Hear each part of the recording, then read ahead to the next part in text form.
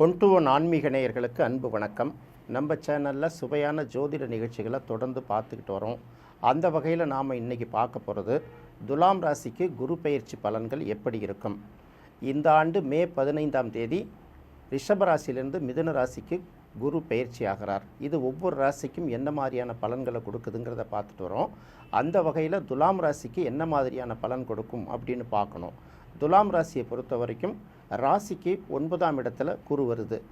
9ஆம் இடத்துக்கு ஒரு ராசிக்கு குரு வரும்போது அவர்கள் என்ன முயற்சி செய்தாலும் அதை விட்டு இன்னொரு இடத்துக்கு செல்லும்போது அதில் பெரிய வெற்றிகள் அடைவாங்க அப்படின்னு சொல்லலாம். சாதாரணமாக பார்த்தீங்கன்னா சில பேர் இருக்கிற இடத்துல பெரிய அளவுக்கு முன்னுக்கு வர முடியாது. தங்களோட பூர்வீகத்தை விட்டோ தங்களை ரெகுலராக வசிக்கிற இடத்த விட்டோ மாறி இன்னொரு இடத்துக்கு போகும்போது பார்த்திங்கன்னா அவங்க பலவிதமான முன்னேற்றங்களை சந்திப்பாங்க. சிலர் வெளியூரில் போய் சாதனை செய்வாங்க, சில பேர் வெளிநாட்டில் போய் சாதனை செய்வாங்க. அப்படி பார்க்கும்போது துலாம் ராசியை பொறுத்தவரையில் 9ஆம் இடத்துக்கு குரு வர்றதே ஒரு பெரிய சிறப்பு தான். இது வரைக்கும் 8ஆம் இடத்துல இருக்கக்கூடிய குரு பார்த்திங்கன்னா 8ஆம் இடத்து குரு தொட்டதெல்லாம் நட்டம் அப்படின்னு ஒரு பக்கம் சொன்னால் கூட இருந்தாலும் பெரிய அளவுக்கு அவங்களுக்கு பயனை கொடுத்துருக்காது அப்படிங்கிறது தான் தெரியும். அடுத்து 9ஆம் இடத்துக்கு வரக்கூடிய குரு என்னென்ன மாதிரியான பலன்களை ஏற்படுத்தும். நம்ம சாதாரணமாக என்ன சொல்லுவோன்னா 2, 5, 7, 9, 11ஆம் இடத்துக்கு குரு வரும்போது எப்படி தான் இருந்தால் கூட ஓரளவு நல்ல பலன்களை கொடுத்துட்டு தான் போகும் அப்படிங்கிறது மறுக்க முடியாது.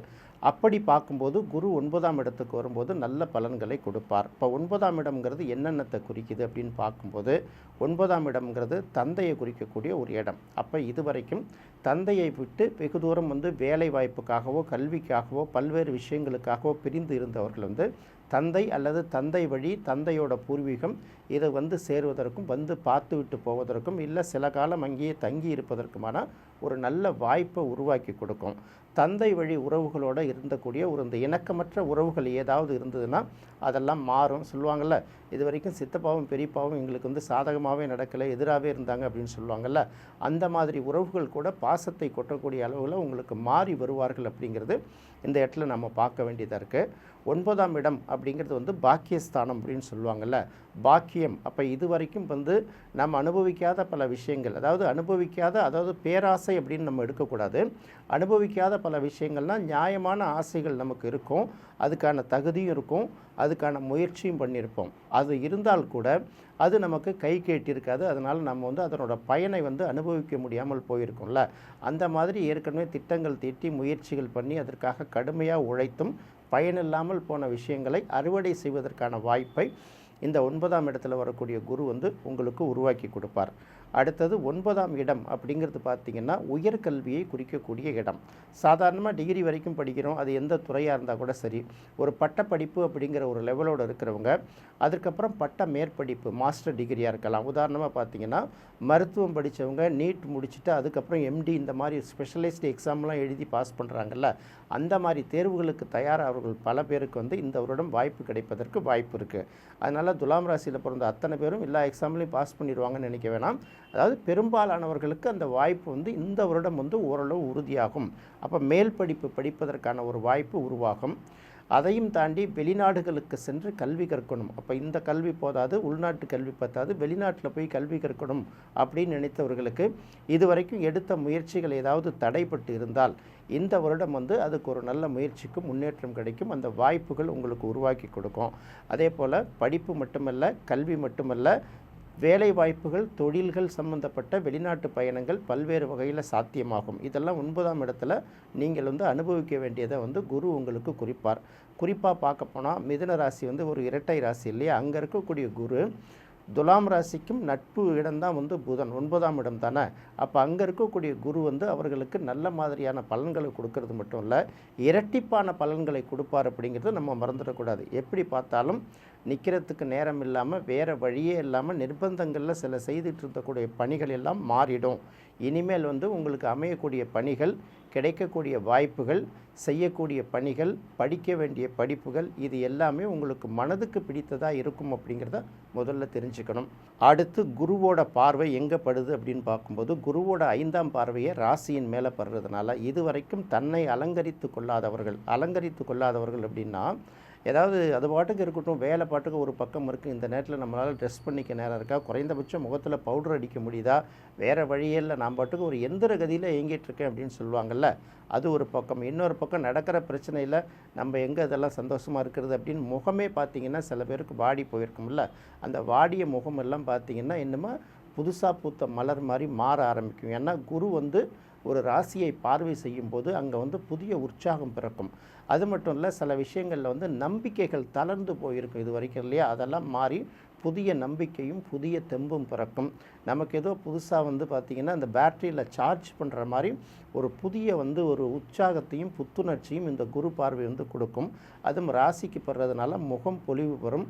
உடலில் ஏதாவது சின்ன சின்ன பிரச்சனைகள், உடல் இயலாமைகள், உடல் முடியாமை, உடல்நல பாதிப்புகள் எது இருந்தாலும் உடல் நலத்தையும் வந்து மேம்படுத்தி கொண்டு வரும்.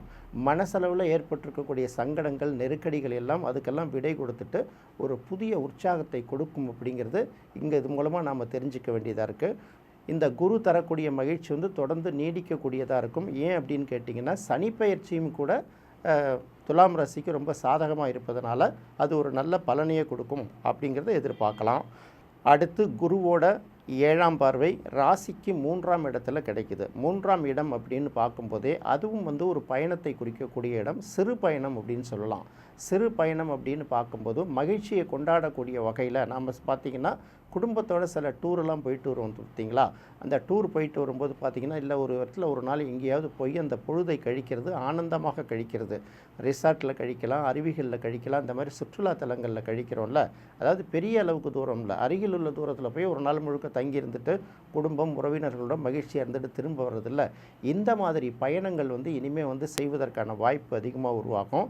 3ஆம் இடம் முயற்சி ஸ்தானம் அப்படின்னு சொல்கிறோம். முயற்சி அப்படிங்கிறது என்ன, நீங்கள் வந்து தொழிலுக்காகவோ இல்லை வருவாய்க்காகவோ இல்லை குடும்ப மேம்பாட்டுக்காகவோ அல்லது உங்களுடைய திறமையை மேம்படுத்தி கொள்வதற்காகவோ ஏதாவது ஒரு முயற்சி பண்ணிக்கிட்டே இருந்திருப்பீங்க. அது இது வரைக்கும் நடக்காமல் இருந்ததுன்னா இந்த 3ஆம் இடத்தை குரு பார்வை செய்வதனால அது வந்து உங்களுக்கு நடக்க ஆரம்பிக்கும். அது மனசுக்கு மகிழ்ச்சி அளிப்பதாக இருக்கும். அதே போல் பார்த்திங்கன்னா தைரியஸ்தானம், போகஸ்தானம், வீரியஸ்தானம், இப்படி பல ஸ்தானங்கள் வந்து 3ஆம் இடத்துக்கு பேர் உண்டு. அப்போ தைரியம் மனதில் கூடி வரும். குரு பார்வை வந்து உங்களோட தைரியத்தை பல மடங்கு கூட்டும். ஏற்கனவே விழுந்த அடிகள், பட்ட தோல்விகள்னால தயந்து போய் ஒரு புது முயற்சி எடுக்கக்கூட தயங்குவோம்ல, அதெல்லாம் மீறி தைரியத்தோடு எதை எடுத்தாலும் நம்மளால் செஞ்சு முடிக்க முடியும் அப்படிங்கிற ஒரு புதிய நம்பிக்கை பிறக்கும். அந்த நம்பிக்கையை உங்களுக்கு எடுக்கிற முயற்சிகளை பல்வேறு வெற்றிகளை உருவாக்கி கொடுக்கும். உடல் ரீதியாக எனர்ஜி இல்லை, ஏதோ ஒரு மாதிரி தெம்பு இல்லாத மாதிரி இருக்குது அப்படின்னு சொல்கிறாங்கல்ல, அவர்களுக்கும் பார்த்திங்கன்னா நல்ல விதமான தெம்பு உருவாக்குற மாதிரி இருக்கும். இதெல்லாம் பார்த்திங்கன்னா 3ஆம் இடத்துல குரு பார்வை செய்வதனால் கிடைக்கக்கூடிய பலன்கள். அதுக்கப்புறம் பார்த்திங்கன்னா முக்கியமான நபர்கள் அப்படின்னு சொல்லுவாங்க. இது வரைக்கும் வாழ்க்கையில் நம்ம சில பேர் சந்திக்கணும்னு நினச்சிருப்போம். அது நம்மளோட முன்னேற்றம் கருதியாக கூட இருக்கலாம், இல்லை ரொம்ப மனசுக்கு பிடித்தவர்களை நம்ம பார்க்கணும்னு நினச்சிருக்கோம், அந்த வாய்ப்பு கிடைச்சிருக்கு, அதெல்லாம் அது வந்து இப்போது நடக்கும். அப்புறம் நேர்முக தேர்வுகள்லாம் பார்த்திங்கன்னா நிறைய பேர் வெற்றிகளை சந்திப்பாங்க.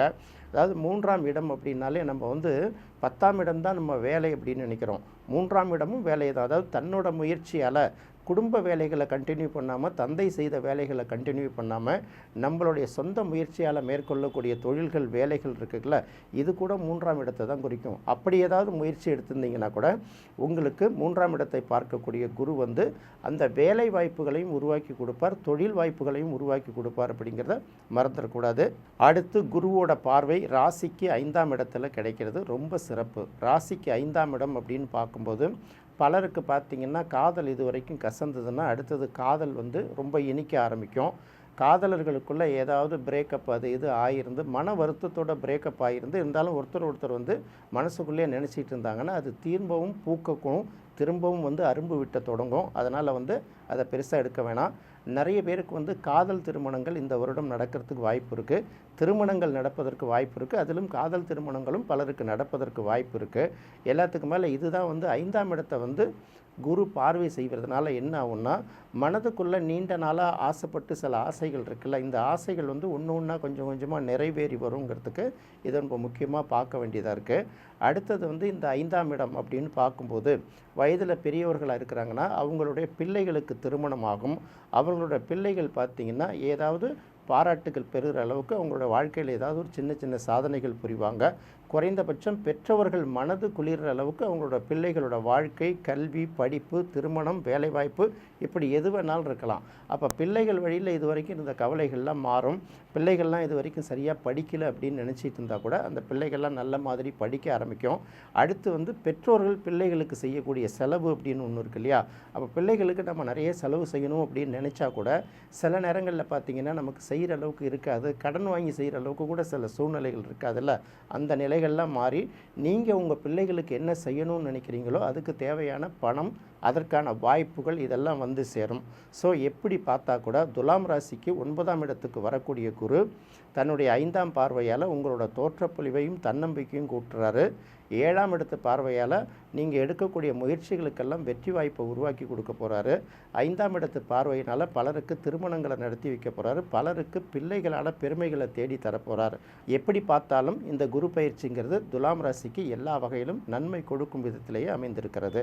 என்ன நேயர்களே, இந்த நிகழ்ச்சி உங்களுக்கு ரொம்ப பிடிச்சிருக்கும்னு நினைக்கிறேன். மீண்டும் மற்றொரு சுவையான நிகழ்ச்சியில் சந்திக்கலாம். நன்றி, வணக்கம்.